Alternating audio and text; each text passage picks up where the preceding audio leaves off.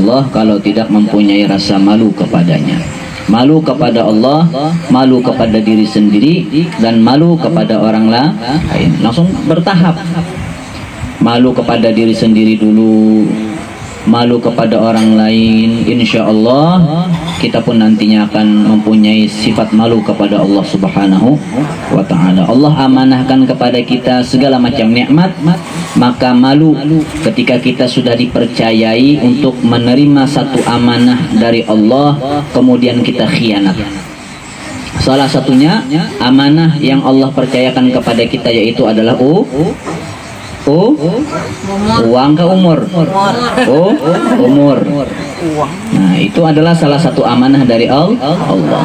Kemudian kalau kita sudah dipercaya oleh Allah, mendapatkan amanah dari Allah, kemudian kita khianat, na'udzubillahi min dzalik, Allah pasti murka dan marah kepada kita. Makanya kata Allah, malulah kalian kepadaku ketika ingin bermaksiat kepadaku, niscaya aku pun akan malu kepada kalian nanti kelak di yaumil qiyamah.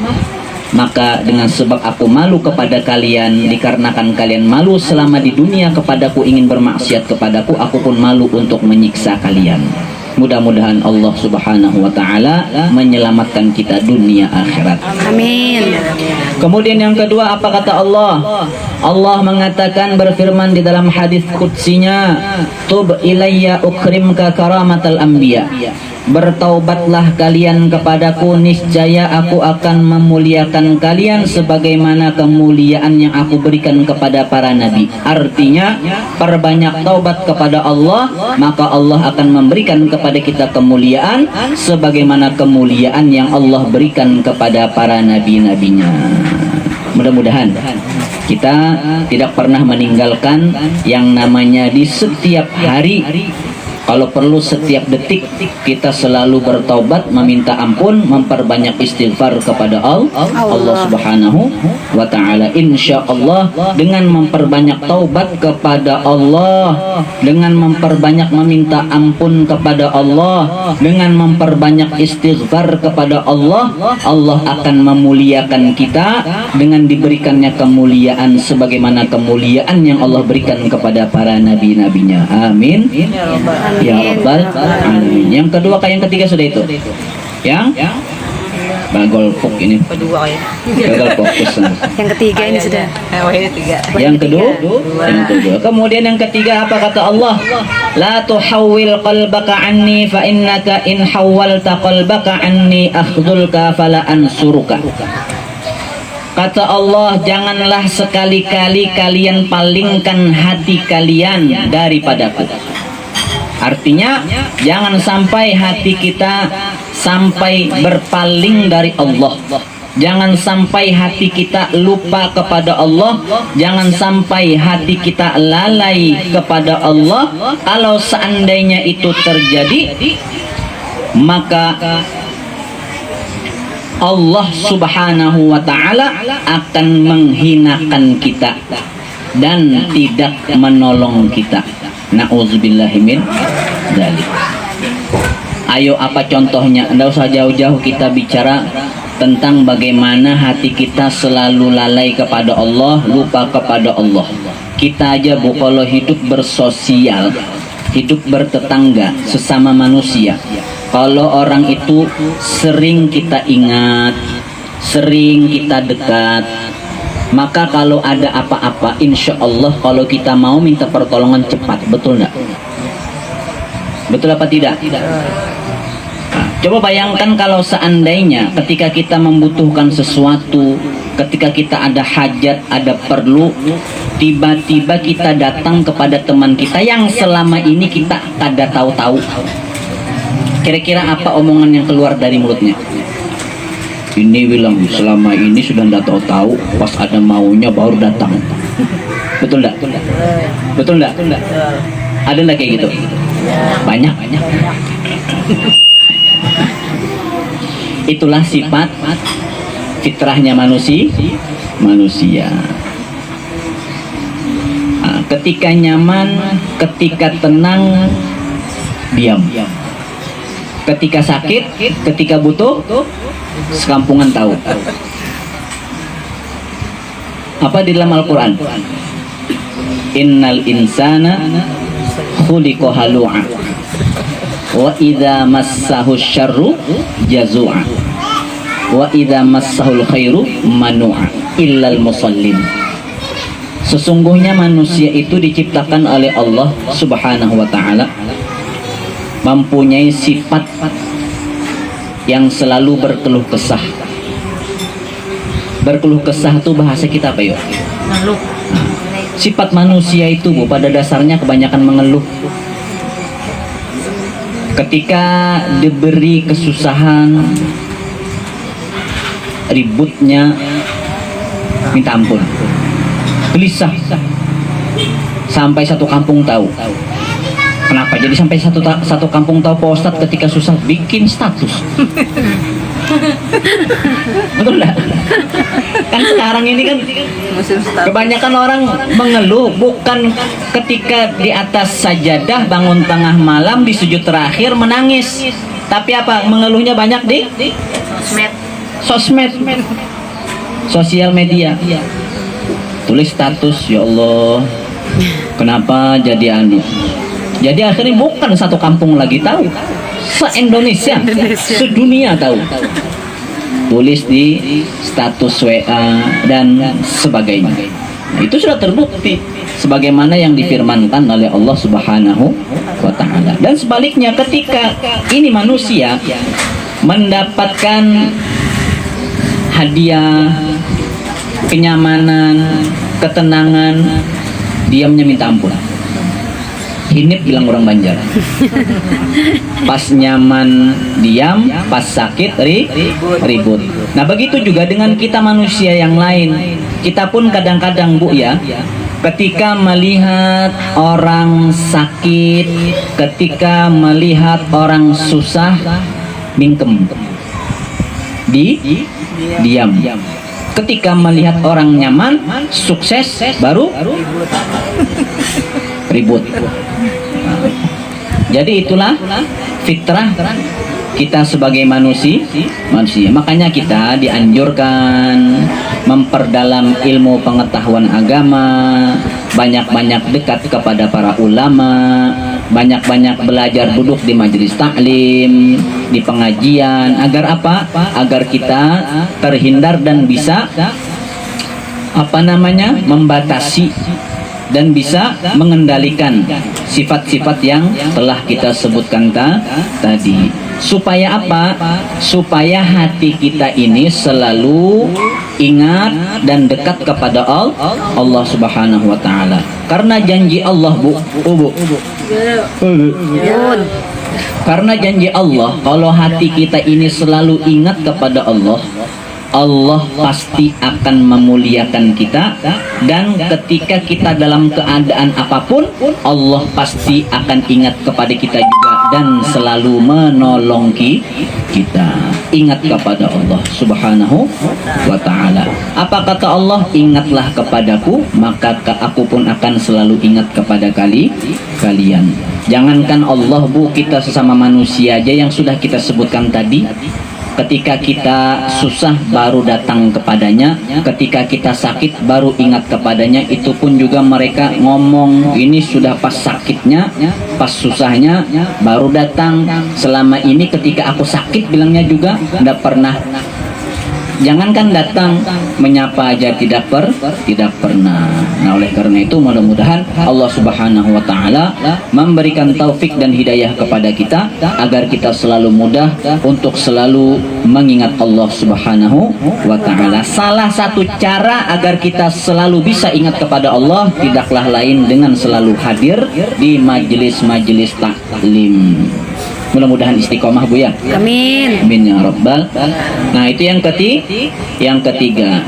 Kemudian yang keempat, apa kata Allah? Ya bani Adam, lau laqitani yaumal qiyamah wa ma'aka hasanatun mithla ahlil ardi lam aqbal minka hatta tusaddiqani biwa'di wa wa'idi. Apa kata Allah?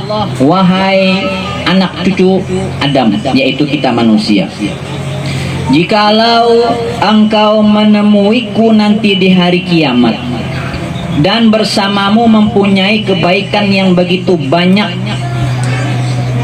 lam aqbal minka, maka niscaya tidaklah akan aku terima kebaikanmu yang banyak tadi, kecuali engkau membenarkan dengan segala janji-janjiku.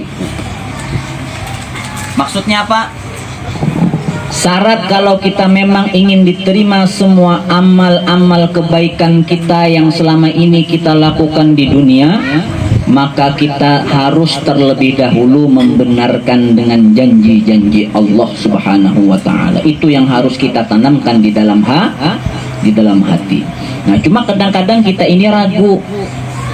Kenapa jadi sampai ragu kepada Allah? Seakan-akan kita tidak yakin, na'udzubillahi min dzalik. Padahal Allah sudah menegaskan, innallaha la yukhliful mi'ad. Allah itu tidak bakalan menyalahi janjinya. Tidak pernah Allah itu tidak menepati janjinya. Salah satu yang harus menjadi keyakinan kita apa? Kalau kita memang ingin menanamkan dan meningkatkan keyakinan kita kepada Allah, amalkan membaca ayat 1000 dinar misalnya. Contoh, apa bunyi ayat 1000 dinar? Wa may yattaqillaha yaj'al lahu makhraja wa yarzuqhu min haitsu la yahtasib wa may yatawakkal 'alallahi fahuwa hasbuh innallaha balighu amri qad ja'alallahu likulli syai'in qadra. Apa artinya?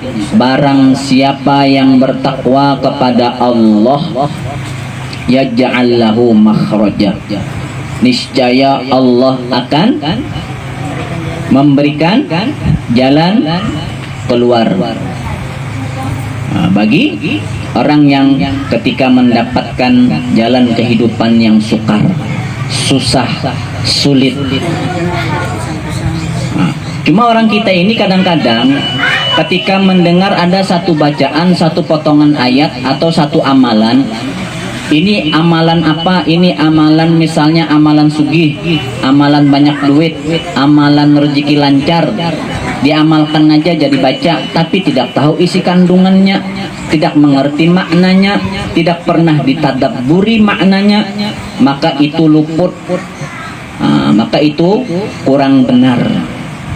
Tidak cukup hanya diamalkan secara lisan, diamalkan menjadi wiritan, tapi juga maknanya pun juga harus direnungi. Makanya syarat kalau kita memang ingin, kalau seandainya mendapatkan kesusahan dan diberi jalan kemudahan bagi Allah, jalan keluar Allah Ta'ala berikan, maka syarat utama dan pertamanya yaitu adalah wa may yattaqillah, bertakwa terlebih dahulu. Jadi kalau seandainya ada orang yang mengamalkan ayat 1000 dinar tapi sholat tidak pernah, benar apa salah? Salah. Kalau seandainya ada orang rajin sampai 1000 kali membaca ayat 1000 dinar sehari semalaman tapi tidak pernah puasa, salah apa benar? Salah. Karena puasa dan sholat itu adalah salah satu bukti bahwasanya orang itu telah bertakwa kepada Allah. Apa arti takwa? Imtithalul awamir wajtinabun nawahi, menjalankan perintah Allah, menjunjung tinggi perintah Allah, menomorsatukan perintah-perintah Allah, dan menjauhi larangan-larangan Allah. Salah satu perintah Allah yaitu adalah sholat. Salah satu perintah Allah adalah puasa. Jadi tidak hanya kita mengamalkan secara lisan, dijadikan wiritan, akan tetapi juga diamalkan. Bertakwa kepada Allah, niscaya Allah akan memberikan jalan keluar bagi kita ketika kita mendapatkan kesulitan dalam menjalani kehidupan di dunia. Dan kemudian Allah Ta'ala juga mengatakan wa yarzuqhu min haitsu la yahtasib, Allah pasti akan memberikan rezeki min haitsu la yahtasib, dari arah yang tidak diduga-duga, dari dari jalan yang tidak disangka-sangka, tapi itu juga harus syaratnya takwa dulu kepada Allah Subhanahu wa ta'ala. Istiqamah ibadahnya kepada Allah, istiqamah menjalankan perintah Allah, dan selalu sabar dan ikhlas dalam menjauhi larangan-larangan Allah Subhanahu wa ta'ala. Nah, kalau kita meyakini itu semua dan membenarkan dengan apa yang selama ini dijanjikan oleh Allah Subhanahu wa ta'ala, Allah memberikan surga bagi yang beriman dan yang bertakwa, dan Allah akan memberikan neraka kepada mereka yang selama ini ingkar dan durhaka kepada Allah, dan kita benarkan itu semua, insya Allah kelak nanti di yaumil qiyamah Allah Subhanahu wa ta'ala akan menemui kita dengan diberikannya rahmat kepada kita dan diterima segala amal kebaikan kita. Amin ya rabbal alamin. Dan yang terakhir, yang kelima, apa kata Allah? Ya bani Adam, inni anar razzaq wa antal marzuq. Wahai manusia, aku ini adalah sang maha pemberi rezeki, dan engkaulah orang yang diberi rezeki. Wa ta'lamu anni ufika rizqaka fala tatruk ta'ati bisababir rizki, fa innaka in tarakta ta'ati bisababi rizkika aujabtu alaika uqubati wal iyadu billahi min dzalik. Apa kata Allah? Aku ini, kata Allah, yang maha pemberi rezeki, sedangkan kalian adalah orang-orang yang diberi rezeki.